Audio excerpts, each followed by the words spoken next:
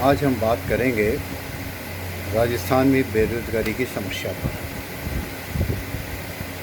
गरीबी और बेरोजगारी एक दूसरे से जुड़े हुए तत्व हैं।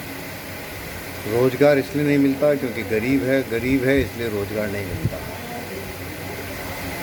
गरीबी एक अभिशाप है जो व्यक्ति की कार्यक्षमता को, उत्पादन क्षमता को, उसकी योग्यता को प्रतिकूल रूप से प्रभावित करती है। इसलिए गरीबी के कारण बेरोजगारी की समस्या ज़्यादा गंभीर होती है। जैसा हमने पिछले व्याख्यान में देखा कि सरकार ने गरीबी दूर करने के लिए अपने दृष्टिकोण में परिवर्तन किया है। 1980 तक सभी राजनीतिक दलों का ये ध्येय रहता था गरीबी हटाओ, लेकिन 1980 के बाद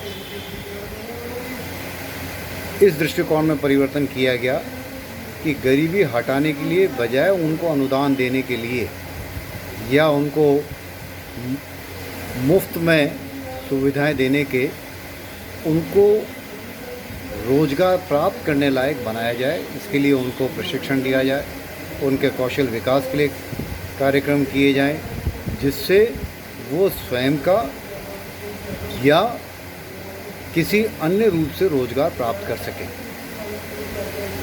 इसलिए राजस्थान में, क्योंकि एक कृषि प्रधान अर्थव्यवस्था है,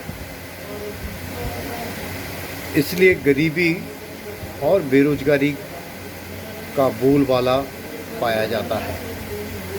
राजस्थान में बेरोजगारी की प्रकृति एक अलग प्रकार की प्रकृति है,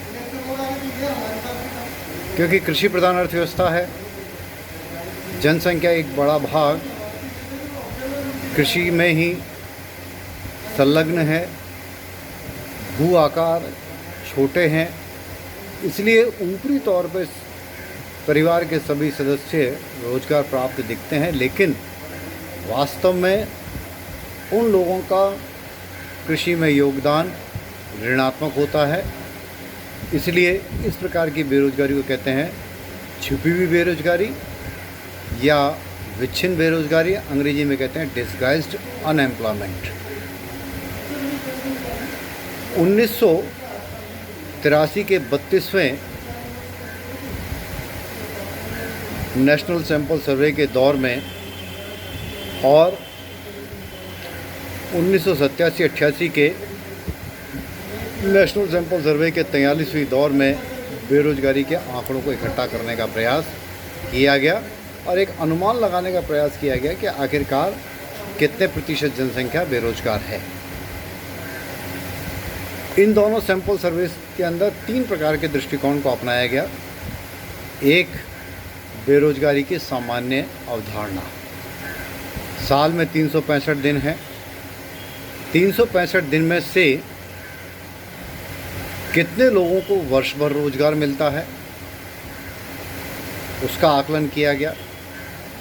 दूसरा है साप्ताहिक स्थिति अवधारणा कि एक सप्ताह में 7 दिन में से कितने दिन लोगों को रोजगार मिलता है। और तीसरा है दैनिक अवधारणा कि एक दिन में एक व्यक्ति को कितने घंटे का रोजगार प्राप्त होता है। और इसमें यह माना गया कि अगर एक दिन में व्यक्ति को 1 घंटे से ज़्यादा लेकिन 4 घंटे से कम का अगर रोजगार मिलता है तो उसको अर्ध रोजगार प्राप्त माना गया। 4 घंटे से ज़्यादा है लेकिन 12 घंटे से कम है तो उसको पूर्ण रोजगार माना गया। और इसी आधार पर साप्ताहिक और वार्षिक रोजगार की गणना की गई। राजस्थान में खुली बेरोजगारी का मतलब कि वो व्यक्ति पूर्णतया अकुशल है, अशिक्षित है, वो किसी काम में दक्ष नहीं है, ना प्रशिक्षण प्राप्त है, इसलिए वो मौसम के अनुकूल वो रोज़गार प्राप्त करता रहता है या बदलता रहता है। बरसात के दिनों में वो खेतिहर मजदूर हो जाता है बरसात के दूसरे दिनों में वो कृषि मजदूर या औद्योगिक मजदूर या सामान्य मजदूर के रूप में कार्य करता है। इसके साथ साथ राजस्थान के अंदर अर्ध बेरोजगारी की भी समस्या है कि जो लोग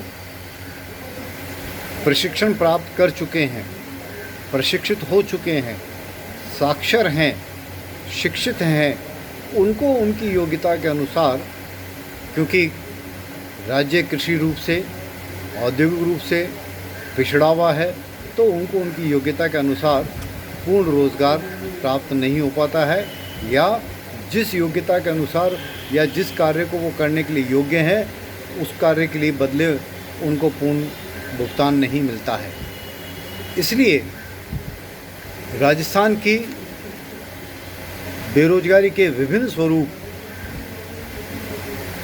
छिपी हुई बेरोजगारी, संरचनात्मक बेरोजगारी, खुली बेरोजगारी, मौसमी बेरोजगारी, इस प्रकार की बेरोजगारियों के कई कारण हमारे सामने आते हैं। मोटे रूप से भारत राज्य की जो विपरीत प्राकृतिक भौगोलिक दशाएं हैं, सामाजिक रूढ़िवादिता है, सिंचाई सुविधाओं का अभाव है, शिक्षा का अभाव है, औद्योगिक विकास की धीमी गति है, जनसंख्या के अंदर विस्फोटक वृद्धि है, दोषपूर्ण शिक्षा व्यवस्था है, मानव शक्ति के नियोजन का अभाव है, प्रभावी रोजगार नीति का अभाव है, पूंजी प्रधान उद्योगों की तरफ झुकाव है, लघु कुटीर उद्योगों का पतन है। ये सारे कारण हैं जो राजस्थान में बेरोजगारी बढ़ाने में प्रमुख रूप से अपनी भूमिका निभाते हैं।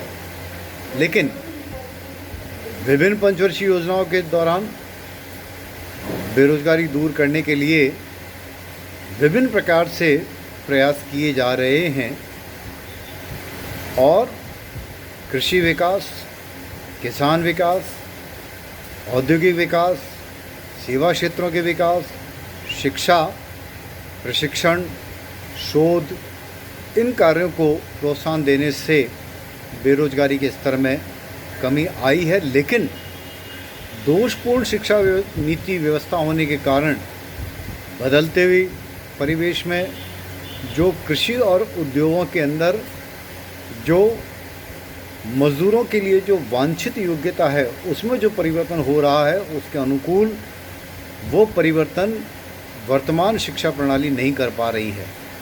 इसलिए शिक्षित बेरोजगार केवल सरकार की रोज़गार प्राप्त करने के भरोसे बैठा रहता है या सरकारी रोज़गार अवसरों के भरोसे बैठा है।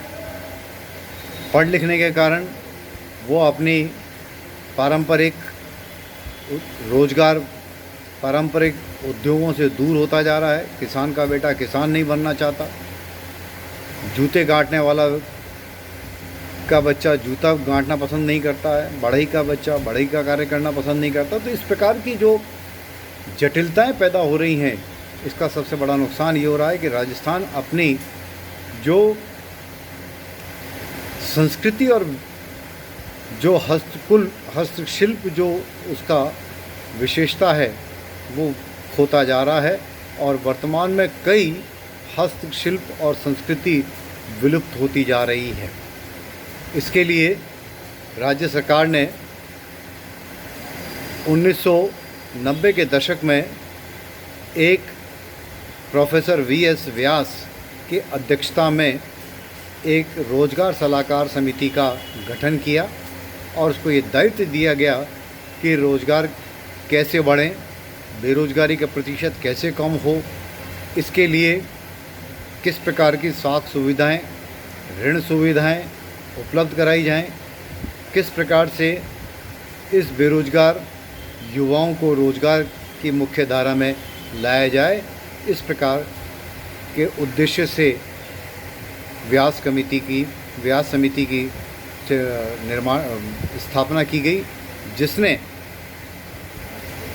अपनी सिफारिशें प्रस्तुत की।